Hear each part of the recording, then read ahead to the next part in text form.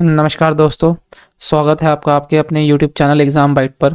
हम कर रहे हैं एसएससी सीजीएल मेंस 2024 के लिए मैथ्स की कंप्लीट रिवीजन, जिसके अंदर हम एसएससी सीजीएल मेंस में 2011 से 2023 तक के जितने भी क्वेश्चंस आए हैं उन सबको देख रहे हैं। सारे टाइप को हमने इंक्लूड किया है, चैप्टर वाइज हम कर रहे हैं, जिसमें पहला टॉपिक हमने परसेंटेज को 2 पार्ट में कंप्लीट कर लिया है। यदि आपने उन वीडियोस को अभी तक नहीं देखा है तो ऊपर आई बटन पे आपको प्लेलिस्ट का लिंक मिल जाएगा, या फिर इस वीडियो के डिस्क्रिप्शन में भी आपको सारी वीडियोस के प्लेलिस्ट का लिंक मिल जाएगा, आप वहाँ जाकर उस वीडियोस को देख सकते हैं। आज हम रेशियो एंड प्रोपोर्शन टॉपिक शुरू करने जा रहे हैं। इन रेशियो एंड प्रोपोर्शन के टॉपिक के अंदर बहुत ही अच्छे क्वेश्चंस आए थे। इस वीडियो के अंदर आपको उसका सॉल्यूशन भी बहुत अच्छा देखने को मिलेगा, जिससे कि आप कम से कम टाइम के अंदर अपना क्वेश्चन 100% एक्यूरेसी के साथ सॉल्व कर सकें। ये वीडियो ना केवल एसएससी सीजीएल मेंस वालों के लिए बल्कि बाकी एग्जाम वाले बच्चों के लिए भी बहुत ही इंपॉर्टेंट रहेगी, वो भी इस वीडियो को देख सकते हैं। तो वीडियो को बीच में स्किप मत कीजिएगा, आपको सीखने को बहुत कुछ मिलेगा। तो चलिए देखते हैं आज की वीडियो का पहला क्वेश्चन क्या कहता है। पहला क्वेश्चन ये कहता है कि ए और बी 2:1 में अर्न करते हैं, उनका आय का अनुपात 2:1 है और वह 5:3 के खर्च करते हैं और 4:1 जो है उन बचत है।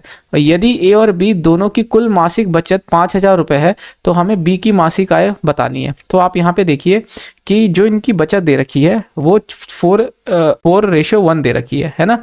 ए और बी की सेविंग दे रखी है। अब आप यहाँ देखिए ये 5 यूनिट की वैल्यू हमें किसके बराबर दे दी है, 5,000 के बराबर। किसके बराबर? 5,000 के बराबर, जो सीधा सीधा 1,000 गुना है। ठीक है, तो ए की जो सेविंग हो जाएगी वो हो जाएगी 4,000 और वहीं बी की सेविंग क्या हो जाएगी 1,000। ठीक है, अब देखिए इस क्वेश्चन को कैसे सॉल्व करते हैं, जिसके अंदर उन्होंने पूछा है मंथली इनकम ए की क्या होगी। तो देखिए मैं इस ऐसे क्वेश्चन को बहुत ही बेहतरीन एक तरीका है जिससे मैं करता हूँ और आप भी इसी से कीजिए और बहुत ही जल्दी आपका आंसर इसमें निकल जाएगा। तो इनका इनकम का रेशियो दे रखा है 2:1। ठीक है, और वहीं एक्सपेंडिचर का जो रेशियो दे रखा है वो दे रखा है 5:3। अब आप यहाँ पे देखिए कि दोनों सेविंग, अब इनकम में से अगर मैं एक्सपेंडिचर माइनस कर दूं तो नीचे मेरी क्या आ जाएगी, सेविंग, है ना। इनकम क्या होती है? इनकम होती है एक्सपेंडिचर प्लस सेविंग। ठीक है, तो अगर मैंने इनकम में से एक्सपेंडिचर निकाल दिया तो आ गया क्या, सेविंग, मेरी जो बचत होगी। तो ए सेव कर रहा है 4,000 रुपये और वहीं बी सेव कर रहा है कितना, 1,000 रुपये। अब देखिए हम करते कैसे। इस क्वेश्चन को करने के लिए आप सबसे पहले तो इस 3 को 2 से गुणा कर दीजिए, फिर इसको यहाँ लिख दीजिए, कितना हो गया ये 6। 5 को 1 से गुना करके यहाँ लिख दीजिए, कितना हो गया 5। ठीक है, और वहीं पे आपको क्या करना है कि इस 3 को 4 से गुना कर दीजिए और यहाँ लिखिए। तो 3 को 4,000 से गुना करेंगे तो कितना हो जाएगा, ये हमारा ये हो जाएगा 12,000 और यहीं 5 को अगर मैंने 1,000 से गुना कर दिया तो ये मेरा कितना हो जाएगा, 5,000। ठीक है, अब आप यहाँ पे देखिए कि इसका डिफरेंस लेना होता है, 1 यूनिट इनका डिफरेंस हो जाता है। ठीक है, और यहीं पे जो इनका डिफरेंस हो जाएगा वो डिफरेंस क्या हो जाएगा, ये डिफरेंस हो जाता है हमारा 7,000। ठीक है, आप हमेशा यहाँ देखिए कि हम एक ही यूनिट का डिफरेंस हमें निकालना है यहाँ पे।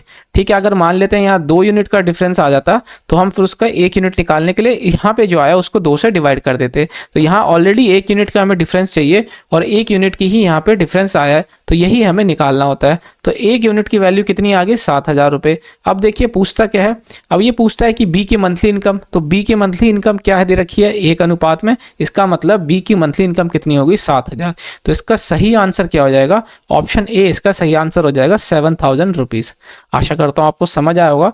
बहुत ही आसान मेथड है और जब आप इस मेथड को प्रैक्टिस करके 2-4 क्वेश्चंस के साथ प्रैक्टिस कर लेंगे या फिर अपने मॉक टेस्ट में दे लेंगे तो आप बहुत सारी चीज़ें जो है इसको स्किप कर देंगे कैलकुलेशन के दौरान पे। आप सीधा जो है विदाउट पेन करेंगे, दिमाग में आप इसका कैलकुलेशन को दिमाग में कर लेंगे।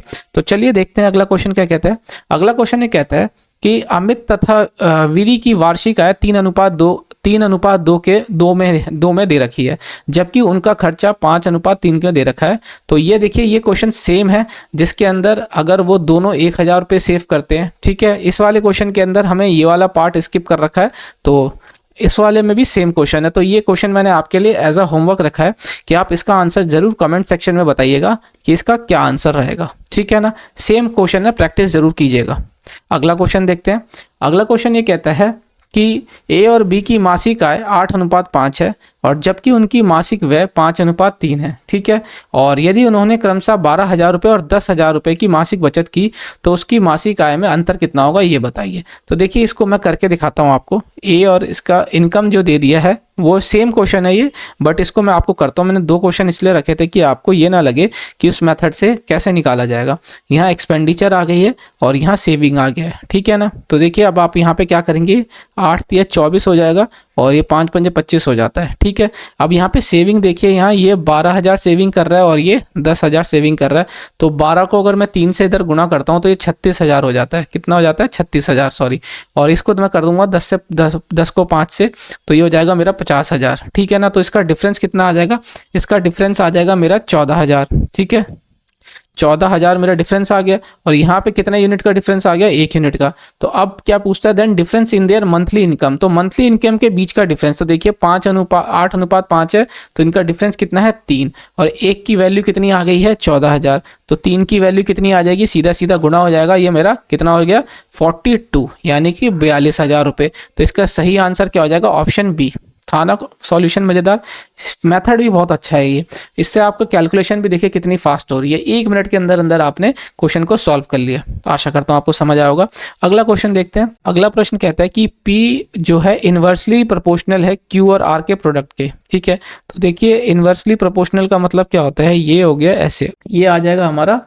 हाँ, तो देखिए आप यहाँ पे चाहें तो सबसे पहले तो इसको 2 से काट लेते हैं, 4, 6 और ये 3, ठीक है ना। तो अगर मैं इसको काटूं 4, 6 और 3, तो इनका एलसीएम आ जाता है हमारा 12, ठीक है। तो अगर मैं इधर नीचे 12 से दोनों जगह पे हम क्या करते हैं, डिवाइड कर देते हैं, ठीक है ना। तो जब हम इसको डिवाइड कर देंगे तो 4 से ये कितनी बारी में चला जाएगा, ये चला जाएगा 3 बारी में, और 6 से ये कितनी बारी में चला जाएगा, 2 बारी में, और 3 से ये कितनी बारी में चला जाएगा, 4 बारी में। तो C/4 आ गया। तो इनका जो रेशियो आ जाएगा वो कितना हो जाएगा, 3:2:4 का, A, B और C का रेशियो, ठीक है। अब इनको जो है ये पूछता है कि B को कितना मिला। तो देखिए 4, 2, 6 और 3 9, तो 9 की वैल्यू कितनी दे रखी है, 864, ठीक है, 9 यूनिट की। तो ये कितनी है, ये हमारी 9 कितना हो जाता है 81, और ये 6 से 54 हो जाएगा, तो 96 है ना, 96 गुना है। तो हमारे से B की पूछी गई है तो 2 गुना 96 हो जाएगा। तो इसका आंसर कितना आ जाएगा, ये हमारा आ जाएगा 192, 192। ऑप्शन बी इसका सही आंसर है। आशा करता हूँ आपको समझ आया होगा। अगला प्रश्न देखते हैं। अगला प्रश्न ये कहता है कि ABC को 900 रुपये को ABC में इस तरीके से बांटा जाता है कि हाफ ऑफ A का मनी बराबर हो जाता है 1/3 B के मनी के और 1/4 C की मनी के। तो हमें ये बताना है कि कितना कितना अमाउंट इन तीनों को मिला है, ठीक है। ये क्वेश्चन जो है सेम क्वेश्चन इसकी तरह है, तो ये मैंने एज अ प्रैक्टिस आपके लिए डाला है। देखिए क्वेश्चन एग्जाम्स के अंदर रिपीट हुए हैं, तो आपको ये नहीं सोच के चलना है कि हमेशा डिफिकल्टी आएगा। रिपीट क्वेश्चंस भी आ रहे हैं, ठीक है ना, आए हैं और आएंगे। तो इसका आंसर जो है आप कमेंट सेक्शन में बताइएगा कि क्या होगा, ठीक है। अगला क्वेश्चन देखते हैं। अगला क्वेश्चन ये प्रोपोर्शनैलिटी का क्वेश्चन है, जिसमें 3rd प्रोपोर्शन 4th प्रोपोर्शन ऐसे पूछा जाता है। तो ये भी मैंने टाइप इसके अंदर इंक्लूड की है। इसमें 3rd प्रोपोर्शन पूछा गया। तो सबसे पहले समझिए कि प्रोपोर्शनैलिटी होती क्या है। तो देखिए सबसे पहले मान लेते हैं कि कोई 3 नंबर है A, B, C जो आपस में इस अनुपात में है, इस प्रोपोर्शन में, ठीक है ना। तो इस लाइन का मतलब क्या है, इस लाइन का मतलब है कि A/B जो होगा वो बराबर हो जाएगा B/C के, ठीक है। क्या है, A/B बराबर हो जाएगा B/C के। तो इसने 3rd पूछा है, तो ये फर्स्ट हो गया है ना, ये सेकंड हो गया और ये 3rd हो गया। तो इसके बारे में वो पूछ रहा है। तो यहाँ से अगर आप निकालेंगे C की वैल्यू क्या हो जाएगी, तो C की वैल्यू आप सीधा देख रहे हैं वो B² हो जाएगी, ठीक है ना, यही हो जाएगी। तो आपको अब ये कंसेप्ट समझ आ गया। तो आइंदा जब भी आपसे 3rd प्रोपोर्शनैलिटी के बारे में पूछता है एग्जाम के अंदर, तो आपको कुछ नहीं करना, आपको ये सेकंड वाले का स्क्वायर करके उसको फर्स्ट वाले से डिवाइड कर देना है। तो 18 का स्क्वायर अपॉन फर्स्ट यानी कि 12। तो देखिए 6 से ये 2 बारी में चला गया, 6 से ये 3 बारी में चला गया, 2 से ये यहाँ 9 बारी में चला गया, तो 9 × 27। तो इसका जो 3rd प्रोपोर्शनैलिटी यानी C की जो वैल्यू आ जाएगी 27 हो जाएगी, जो खुद ऑप्शन C है, ठीक है ना, यही इसका सही आंसर है। आशा करता हूँ आपको समझ आया होगा। अगला क्वेश्चन देखिए, एक ना 4th प्रोपोर्शनैलिटी का क्वेश्चन है, जो मैंने इसमें दोनों टाइप इंक्लूड करी।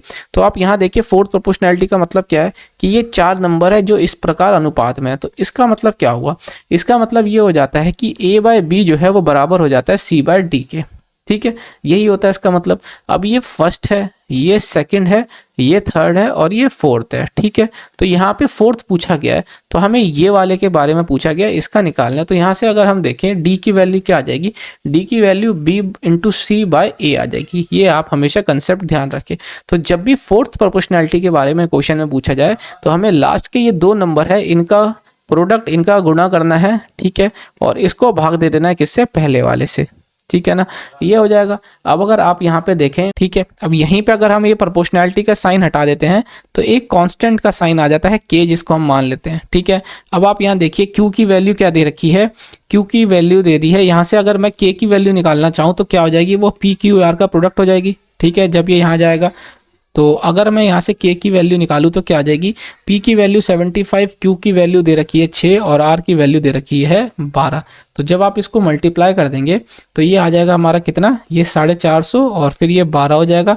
तो इसको करेंगे तो ये मेरा 5400। तो k की वैल्यू आ गई 5400। अब ये पूछता क्या है कि जब q 5 हो और r 10 है तो p की वैल्यू निकालिए। तो दो कंडीशन दे दी। सबसे पहले हमें क्या था, कांस्टेंट की वैल्यू निकालनी थी। तो इस तरीके के क्वेश्चन में हमें हमेशा दो कंडीशन दी गई होगी, फर्स्ट और सेकंड। तो फर्स्ट वाली कंडीशन से हम क्या करेंगे, कांस्टेंट की वैल्यू निकाल लेंगे, उसके बाद उस वैल्यू को पुट करके जो भी क्वेश्चन में पूछा गया होगा अगले वाले में वो हम निकाल लेंगे। तो देखिए यहाँ पे p पूछा गया है तो p और k की वैल्यू आ गई 5400। ठीक है, और नीचे q की वैल्यू 5 और r की वैल्यू 10 दे दी है। एक जीरो से एक जीरो चला गया और ये आ जाएगा हमारा 108। तो यानी p की वैल्यू आ गई 108। तो यहाँ पे जो सही आंसर क्या हो जाएगा, ऑप्शन सी इसका सही आंसर हो जाएगा 108। आशा करता हूँ आपको समझ आया होगा। अगला प्रश्न देखते हैं, अगला प्रश्न क्या कहता है।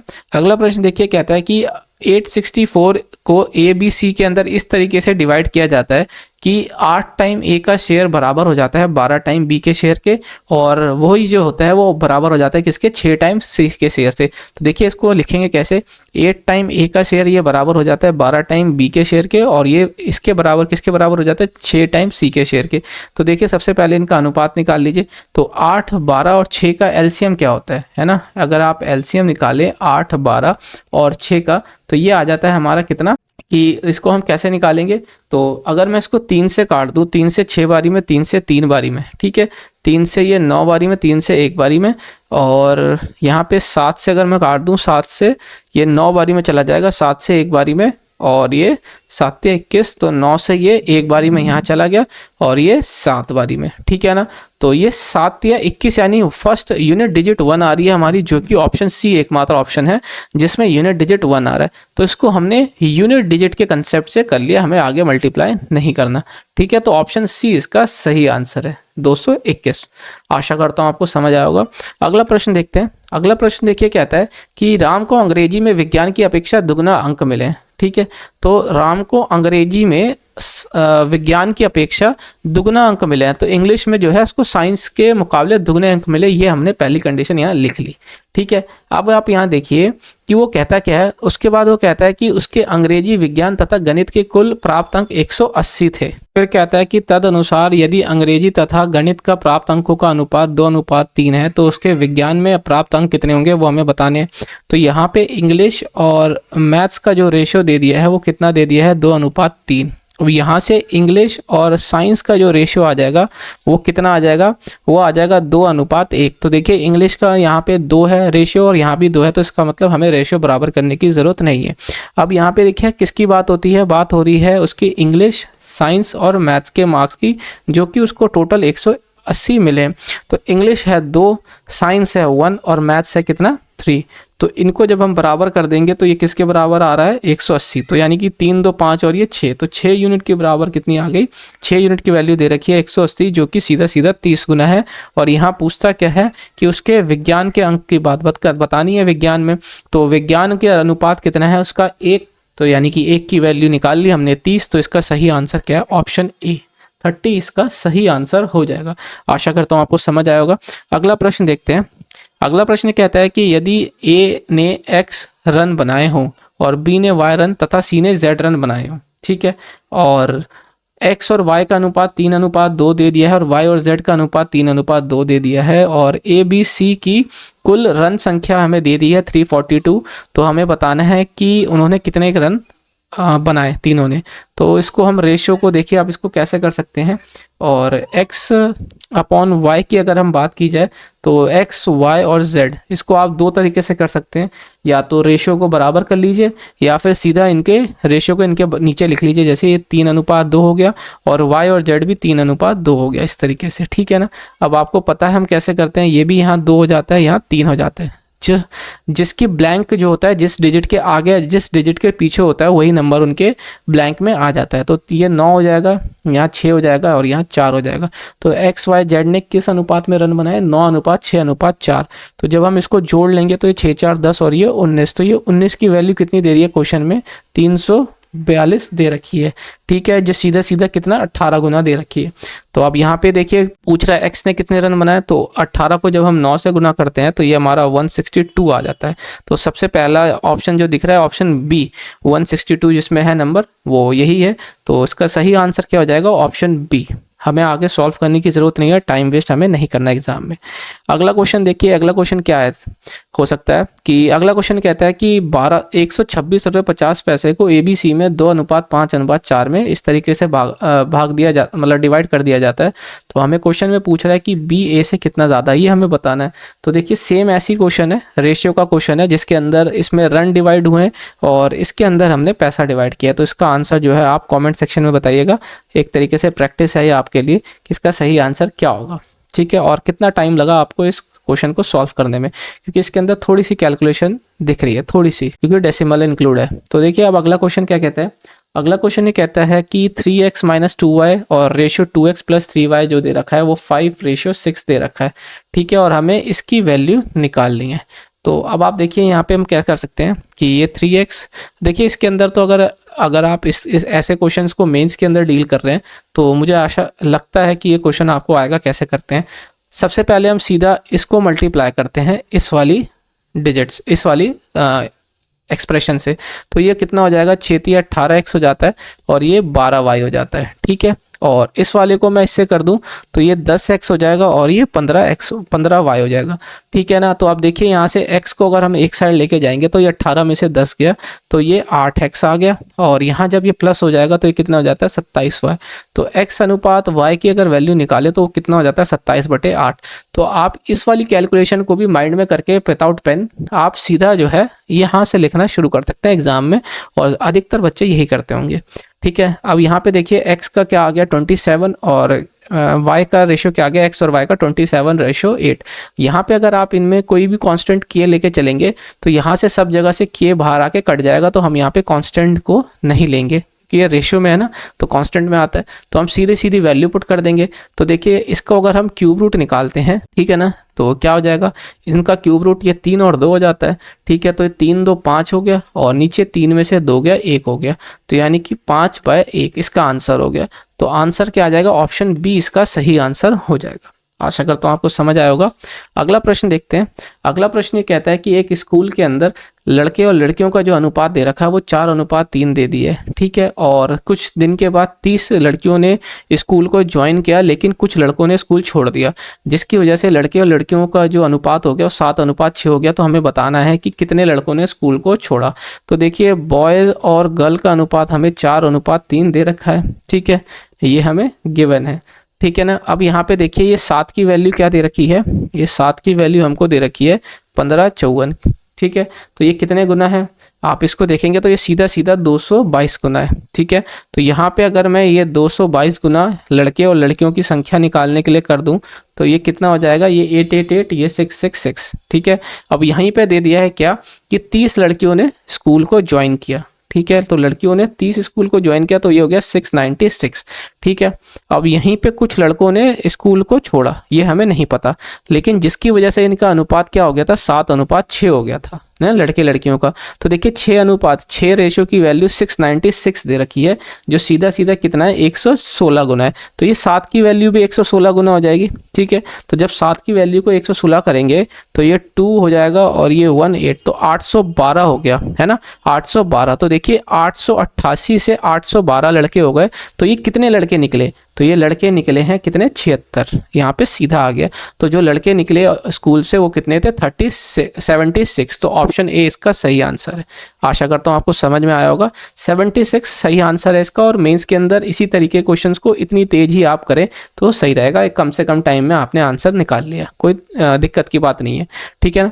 अगला क्वेश्चन देखिए, अगला क्वेश्चन भी सेम ऐसी क्वेश्चन है जिसके अंदर क्या कहता है कि एक रेशियो दे रखा है लड़के का और लड़कियों का स्कूल में 432 हैं, जो वो 5:4 दे दिया है। और कुछ बॉयज़ और गर्ल्स को एडमिट किया है जहाँ पे बॉयज़ 12 थे और जो रेशियो था बॉयज़ और गर्ल का वो 7:6 हो गया। तो कितनी लड़कियाँ आई ये हमें बताना है। ये भी क्वेश्चन आया हुआ है एग्जाम के अंदर। देखिए सेम पैटर्न पे क्वेश्चन कैसे रिपीट हुए। यहाँ लड़के पूछे गए थे जितने छोड़े और यहाँ पे लड़कियाँ जो आई वो हमें निकालना है। तो इसका आंसर जो है आप कॉमेंट सेक्शन में ज़रूर बताइएगा, ठीक है ना। अगला क्वेश्चन देखते हैं। अगला क्वेश्चन देखिए एक आइडेंटिटी बेस्ड क्वेश्चन है जिसके अंदर क्या कहता है कि x³ - y³ upon x² plus xy plus y², इसका अनुपात दे दिया है 5:1। तो आप जैसा कि जानते हैं कि a³ - b³ एक आइडेंटिटी होती है जिसका फॉर्मूला होता है a - b और a² plus b² plus ab, ठीक है ना, इस प्रकार से। तो देखिए अगर मैं यहाँ पे ऊपर नीचे x - y से अगर ऊपर नीचे मल्टीप्लाई कर दूँ तो कुछ नहीं है, लेकिन ये वाली जो है ना ये आइडेंटिटी यहाँ से आ जाएगी x³ - y³ की। तो ये पूरा x³ - y³ इधर से कट जाएगा। तो x - y की वैल्यू जो आ जाएगी वो कितनी आ गई, 5, ठीक है। अब आप यहाँ पे देखिए कि क्या कहता है, ये x² - y² को मैं क्या लिख सकता हूँ, ये x² - y² को मैं x - y x plus y लिख दूँ, ठीक है ना, क्योंकि a² - b² की आइडेंटिटी पे नीचे x - y है, ये 7:1 आ गया। तो देखिए x - y से x - y चला गया, यहाँ से x प्लस y कितना आ जाएगा मेरा, x प्लस वाई आ गया 7, ठीक है। तो ये आ गया। अब यहाँ से अगर मैं x की वैल्यू निकालूंगा तो ऐसे केस में क्या करते हैं, हम इन दोनों को प्लस कर देते हैं, 7 5 12 और 2 से डिवाइड कर देते हैं तो 6 आ गया। और यहीं पे y जो निकालूंगा मैं क्या करूँगा, इनको माइनस कर दूँ तो यहाँ पे -2y आ जाता है और यहाँ -2 आ जाएगा, है ना। 5 में से 7 गया तो माइनस से माइनस और 2 से 2 कट गया तो y की वैल्यू कितनी आ गई, 1। तो देखिए अब हमें निकालना क्या है, निकालना हमें 2x और रेशियो 3y है। तो x की वैल्यू आ गई कितनी, 6, तो 2 गुना 6 और y की वैल्यू 1 आ गई। 3 से ये यहाँ से 2 बारी में चला जाएगा तो कितना आ जाएगा, 4:1। तो इसका सही आंसर हो जाएगा ऑप्शन ए, है ना, 4:1 इसका सही आंसर हो जाएगा। आशा करता हूँ आपको समझ आया होगा। अगला प्रश्न देखते हैं। देखिए अगला क्वेश्चन जो है मैंने बहुत बार ही बताया है कि ऐसे क्वेश्चन के अंदर हम हमेशा लास्ट वाली लाइन के ऊपर फोकस करते हैं कि हमें पूछा क्या गया है। तो हमें पूछा गया है कि तो स्कूल में उन विद्यार्थियों का प्रतिशत बताइए जिन्हें छात्रवृत्ति नहीं मिलती, यानी कि हमें उन स्टूडेंट्स का निकालना जो स्कॉलरशिप नहीं मिलते। तो हम इसी के ऊपर फोकस करेंगे कि जिनको स्कॉलरशिप नहीं मिलती, ठीक है। अभी आप यहाँ पे देखिए कि जो लड़के और लड़कियों का अनुपात दे दिया है वो 3:2 दे दिया है। तो इसकी कैलकुलेशन को आसान बनाने के लिए मैं अपने आप 2 जीरो ऐड कर देता हूँ। यहाँ कहता है कि 20% लड़के और 25% लड़कियों को स्कॉलरशिप मिलती है। तो अब कितने लड़कों को नहीं मिलेगी, तो देखिए 20% को मिल रही है तो 80% को नहीं मिलेगी। यहाँ 25% को मिल रही है तो यानी कि 75% को नहीं मिल रही।